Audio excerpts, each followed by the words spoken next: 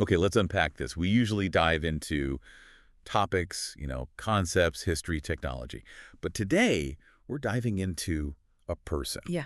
And not just any person, but someone who has effectively become a genre unto himself. That's the perfect way to put it, a genre. Yeah. Because there are authors, right? People who write books, maybe they hit a bestseller list for a week, you see them on a morning show, and then life goes on. Right. And then there's Malcolm Gladwell.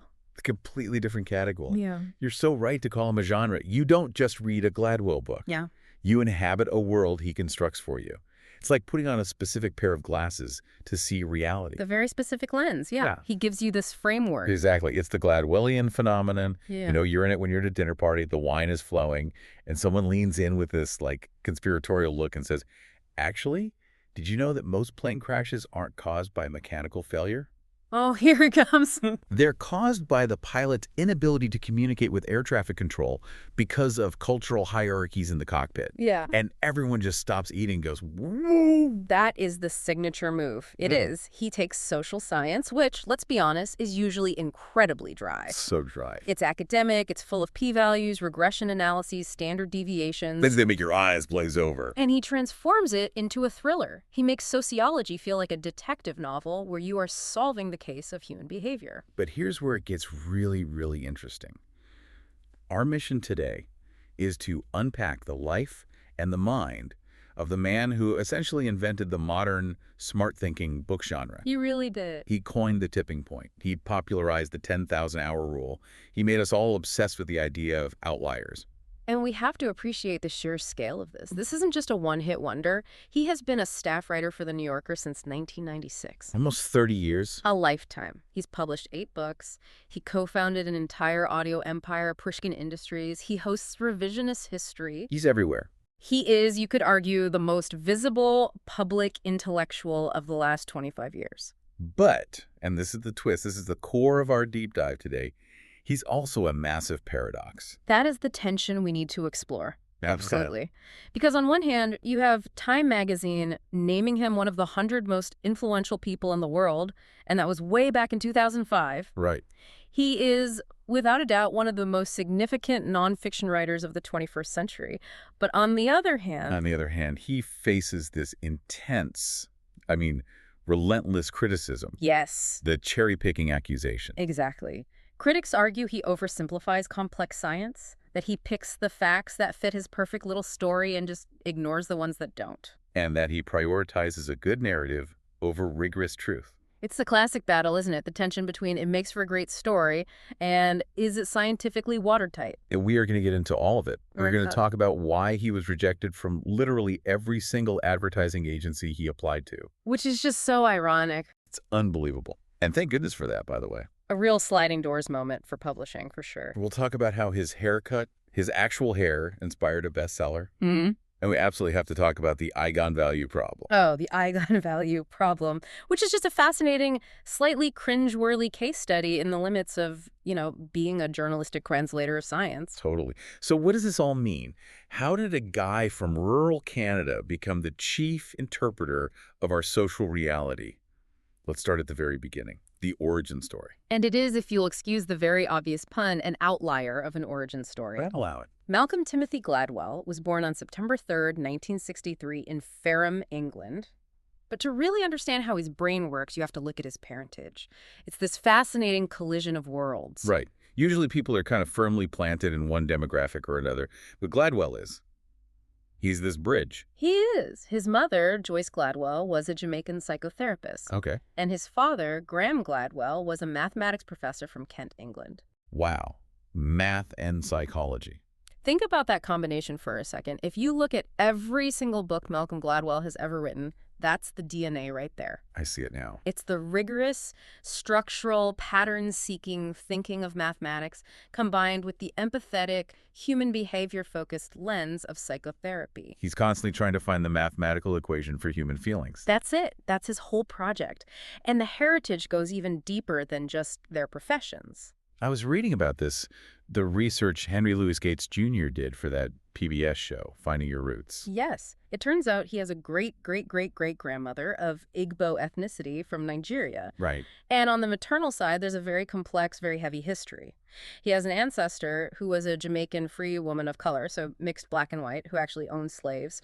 Which is, I mean, that's a complicated piece of history to carry in your own family tree. It's incredibly complicated.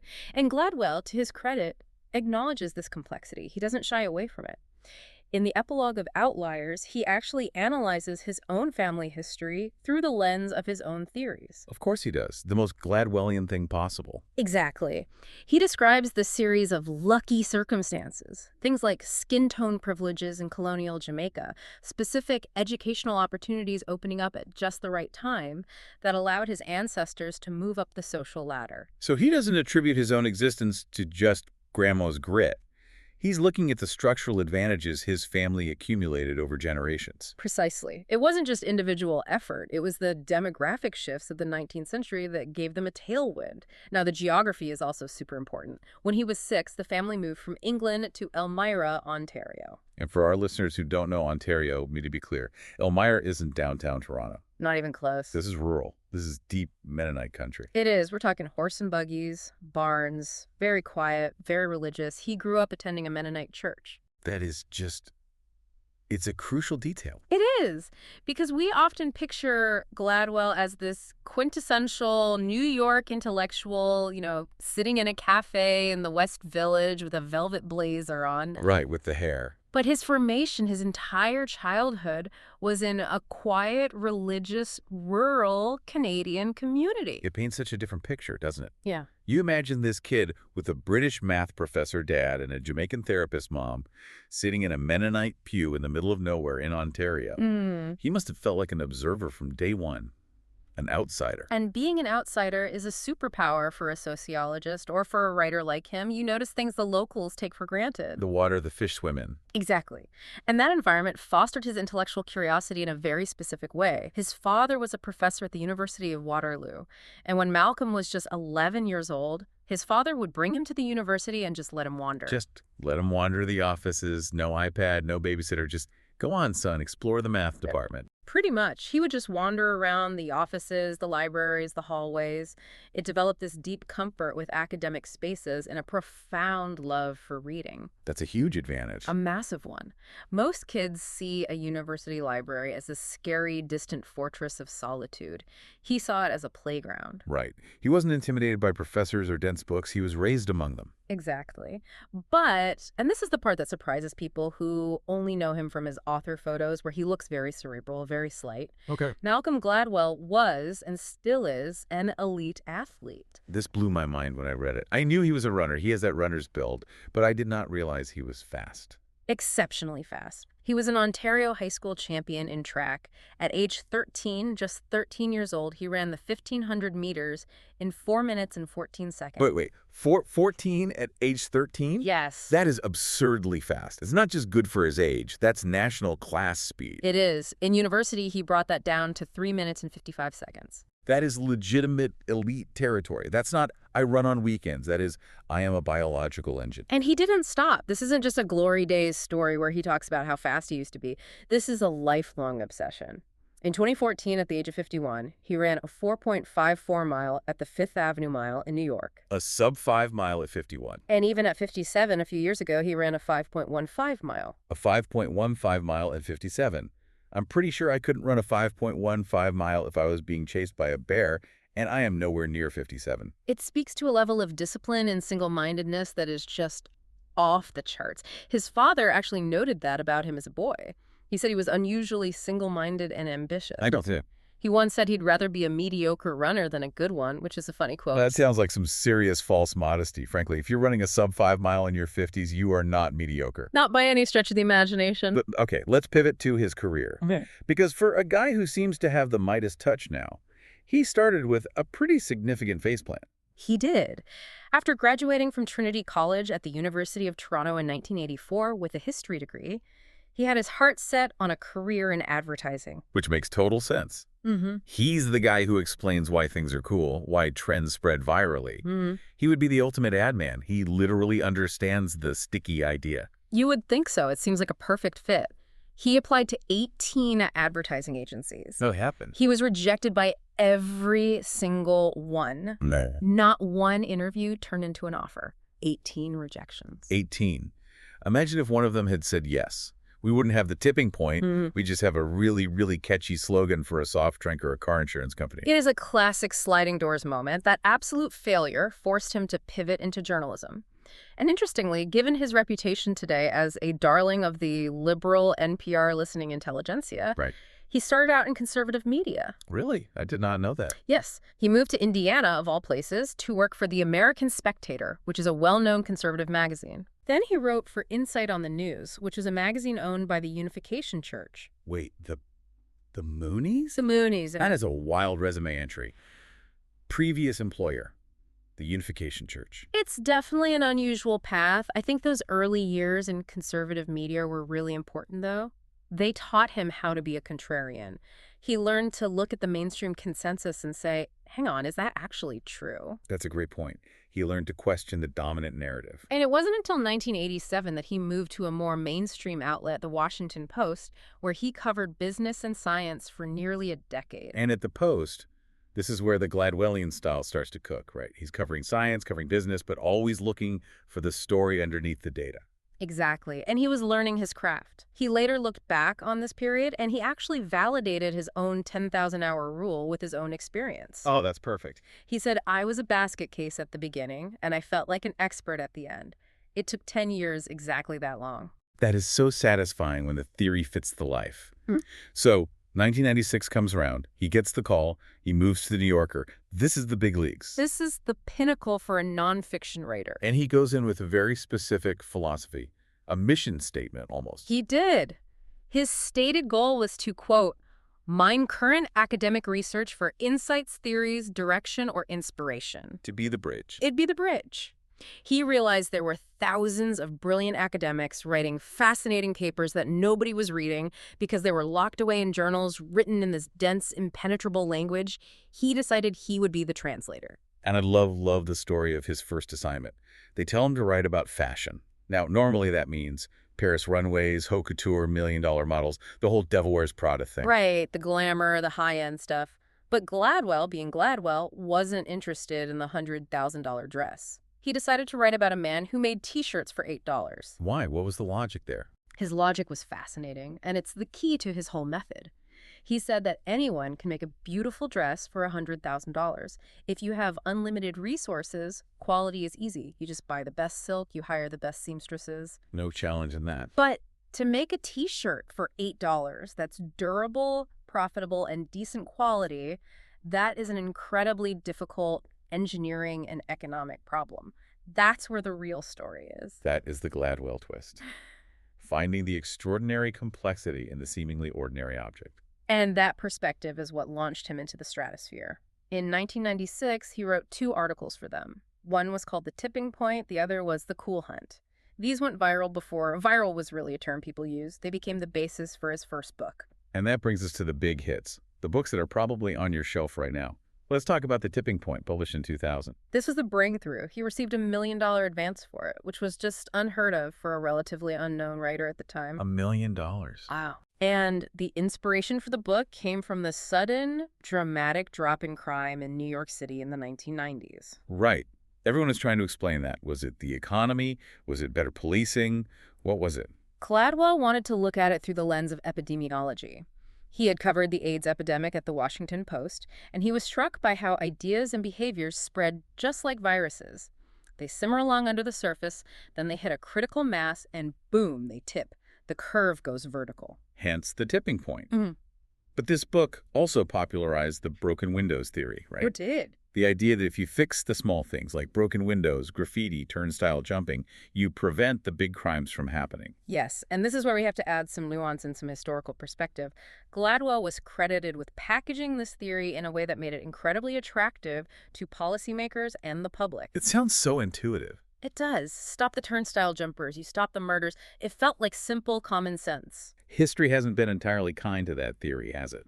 No, it hasn't. It became the intellectual bedrock for tactics like stop and frisk policing, which, Yeah. as we now know, disproportionately targeted minority communities. Right. Years later, critics and data analysts argued that the link between broken windows policing and the crime drop was tenuous at best.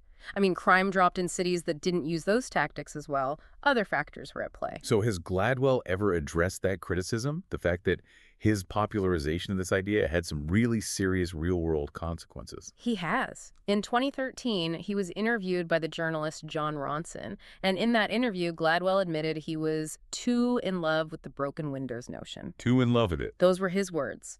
He said he was enamored by the metaphorical simplicity of that idea and that in retrospect, he overstated its importance. That's a rare admission from a public intellectual. I loved the metaphor so much I might have ignored the complexity of the data. It is a key insight into his process. He is a storyteller, first and foremost. Sometimes the beauty of the story, the elegance of the metaphor, can overshadow the messiness of the real world. He wants the world to be elegant, even when it's chaotic. Okay, so then comes Blink in 2005, The Power of Thinking Without Thinking.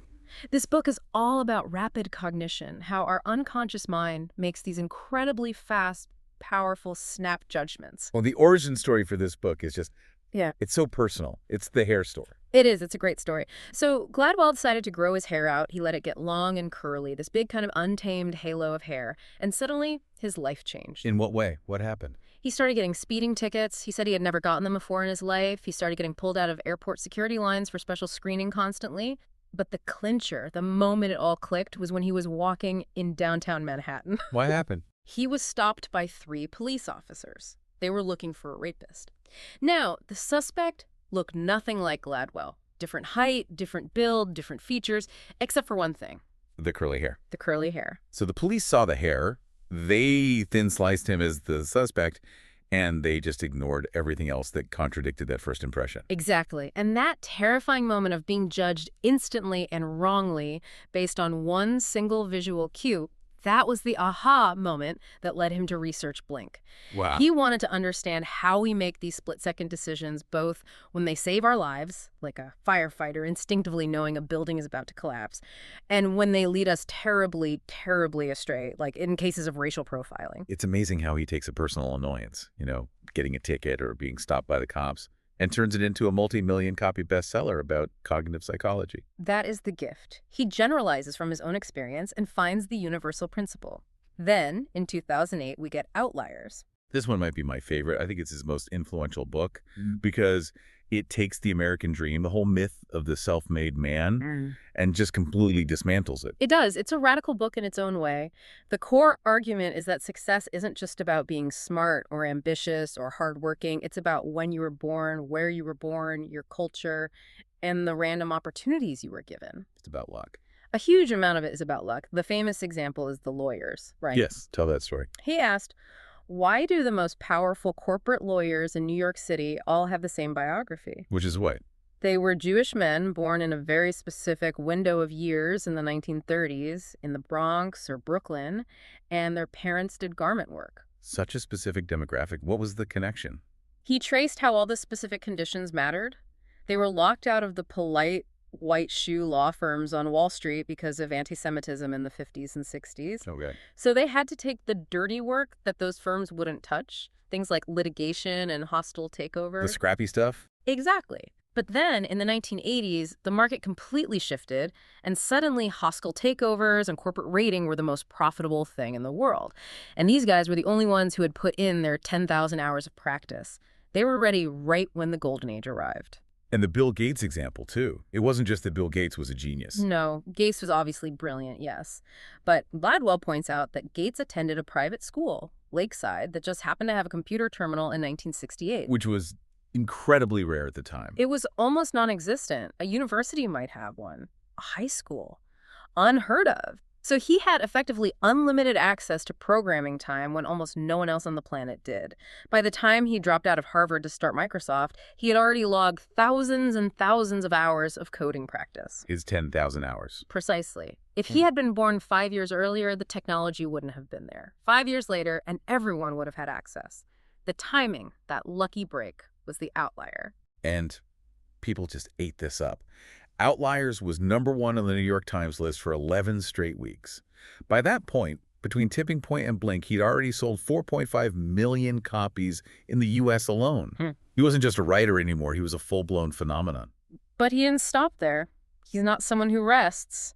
He continued to churn out these big idea books, David and Goliath in 2013, which looked at underdogs and the advantages and disadvantages. Right. Then Talking to Strangers in 2019, which I think is one of his darker, more serious, more important works. That was one inspired by the Sandra Bland case, wasn't it? Yes. He said he was just struck by the profound tragedy of Sandra Bland. A woman pulled over for a minor traffic violation, an argument escalates, and she ends up dead in a jail cell 3 days later. It was a horrific story, just a complete breakdown of communication. And Gladwell wanted to understand the mechanics of that interaction. How did a conversation between a police officer and a civilian go so wrong so fast?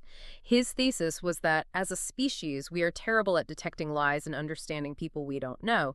We default to truth, or we misinterpret body language, and it leads to disaster. It's almost like a rebuttal to Blink, in a way. In Blink, our snap judgments are this secret superpower.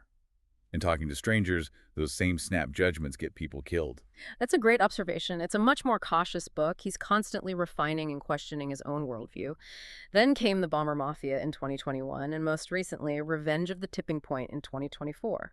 A sequel. A sequel, 25 years after the original. Why go back to that well? He said he wanted to focus on the dark side of contagious phenomena, so things like the opioid epidemic, the spread of COVID, the rise of misinformation.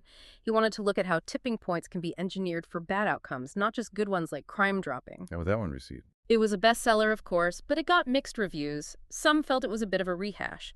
But it shows he's still wrestling with these core ideas a quarter century later. Now, we have to talk about the massive shift to audio. Because for the last decade, I feel like I hear Malcolm Gladwell's voice more than I read his words. That was a very deliberate and very smart pivot.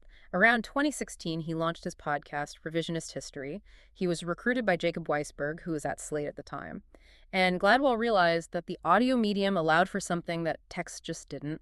What was that? He called it whimsy and emotionality. You can hear it in his voice. Yeah. When he gets excited about an idea or when he pauses for dramatic effect, Yeah. he can't do that on a page in the same way. And he uses music, archival tape. His shows are very produced, very cinematic. And he didn't just make a podcast, he built a business, a big one. In 2018, he co-founded Pushkin Industries with Weisberg. They produce Revisionist History, Broken Record. That's the one where he interviews musicians with Rick Rubin? Yeah, amazing conversations. And they produce a whole slew of other shows. He became a media mogul. And just this year, in 2025, he launched a new one, The Unusual Suspects. Yes, interviewing people like Dr. Dre and the former Xerox CEO Ursula Burns about their unconventional paths to success. It's very on brand. He is constantly obsessively hunting for that hidden pattern of success. But, and here's the but we've been building to, you don't get this famous and you don't simplify complex ideas this much without making some enemies in academia and journalism. We need to talk about the criticism. We do, and we have to start with the Eigon value problem. Laughs. The Eigon value. Please explain this, because it's kind of a legendary mistake in journalism circles. It's a perfect encapsulation of the critique against him. It really is. So Steven Pinker, the famous cognitive psychologist from Harvard, has been one of Gladwell's fiercest and most articulate critics for years. He once called Gladwell a minor genius, but then heavily criticized his statistical reasoning. A backhanded compliment, if I have ever heard one. Minor genius. Indeed. So Pinker pointed out a specific and kind of hilarious error in one of Gladwell's pieces for The New Yorker. Gladwell was quoting someone who was referring to an eigenvalue, a pretty standard concept in linear algebra, spelled E-I-G-E-N. Right, eigenvalues. I vaguely remember them from a math class. But Gladwell in the article wrote it as Eigon value, I-G-O-N, as if it were a person's name, like Mr. Eigon value. Oh no, that's bad. That implies he heard the word, had no idea what it was, didn't bother to check it, and just phonetically spelled it out thinking it was some guy. That is exactly what it implies. And Pinker seized on this. He used it as a symbol for the broader issue. He called it the Eigen value problem. And the problem is what, exactly? The problem, Pinker argued, is that when a writer's education on a topic consists only of interviewing a few experts, they often repeat things that are banal, obtuse, or flat wrong because they don't actually understand the underlying mechanics of the field. It's the danger of being a tourist in someone else's profession. You get the postcard, you learn a few phrases, but you don't actually speak the language. That's a perfect analogy. And other critics have piled on. They argue he dresses up vacuous truths with flowery language and compelling anecdotes. The New Republic once called him America's best-paid fairy tale writer. Ouch! Fairy tale, right? And the Register, a tech publication, accused him of having an aversion for fact. That is harsh. But what's the core of that critique? Is it just that he gets things wrong sometimes? It's deeper than that. The criticism is that he has a formula.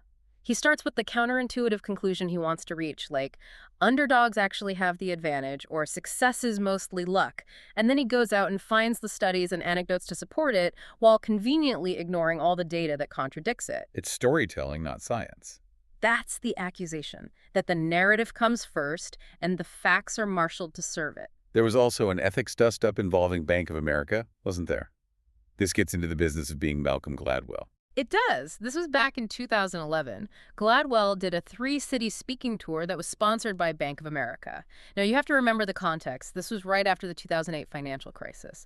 Bank of America's brand was toxic. They were dealing with foreclosure scandals, public anger. And here comes the cool guy, the intellectual rock star Malcolm Gladwell, lending them his halo. That's exactly how it was seen.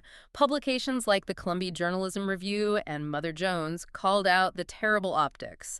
They asked if he was basically becoming a spokesman for the bank. Was he selling his journalistic credibility? What was Gladwell's defense? How did he respond to that? He essentially claimed ignorance, or perhaps naivete. He said he just did a talk on innovation for a group of entrepreneurs that happened to be sponsored by the bank. He said he didn't know the bank was bragging about him in their press releases. To him, it was just another speaking gig. A speaking gig that presumably paid tens of thousands of dollars. Yes. And that's the reality of being a public intellectual at his level. You become a brand. And corporations want to buy a piece of that brand's credibility. It becomes very difficult to separate the journalism from the business. It's a very tricky line to walk. But I wanted to pivot again to the personal side. Because for a long, long time, Gladwell seemed like this solitary figure, the workaholic in the New York apartment, just churning out ideas. That has changed dramatically in recent years, almost a complete reinvention of his personal life. First, there's the faith aspect. We mentioned he grew up in a Mennonite church, but he drifted away when he moved to New York. He did. He wandered away from his religious roots, as many people do. But while he was writing David and Goliath, he interviewed a woman named Wilma Dirksen, and her story profoundly affected him. What was her story? She was a Mennonite woman whose child had been murdered. Oh, wow. Unimaginable. And her reaction to this horror was not what he expected. She spoke about her capacity for forgiveness and her refusal to be consumed by vengeance. She explained that she didn't want the murderer to destroy her spirit, too, and Gladwell, hearing this, was just deeply, deeply moved. It touched something in him from his past. It did. He said that through that interaction, he rediscovered the value and the power of his own faith tradition. He now identifies as a Christian again. It's fascinating. It wasn't an intellectual argument that brought him back to faith. It was a story of human grace in the face of suffering. That's a powerful arc. From the cynical city back to a return to faith, not through doctrine, but through a story, which is so Gladwell. It is. And the other big, huge change is fatherhood. Yes. For the longest time, I just assumed he'd be this perennial bachelor intellectual. And then suddenly, he's a dad. Very late in life. For decades, he was the singular, work-obsessed bachelor. Then, starting around 2019 or 2020, everything shifted.